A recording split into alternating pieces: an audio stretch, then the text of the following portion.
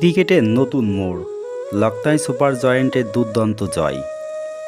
Cricket প্রেমীদের জন্য এটি ছিল এক রোমাঞ্চকর match. Lucknow super giant LSG এবং মুম্বাই ইন্ডিয়ান্সের এমআইয়ের মধ্যে হাড্ডাহাড্ডি লড়াইয়ের সাক্ষী হলো ক্রিকেট বিশ্ব।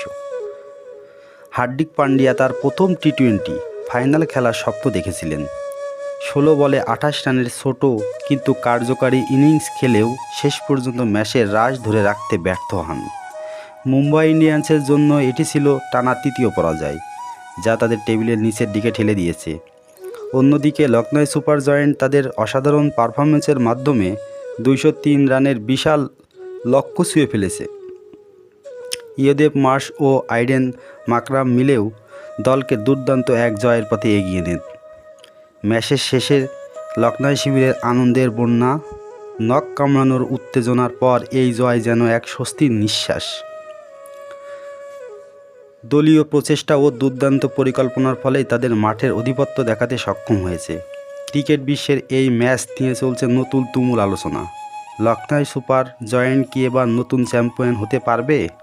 আপনাদের মতামত কমেন্টে জানান। ধন্যবাদ।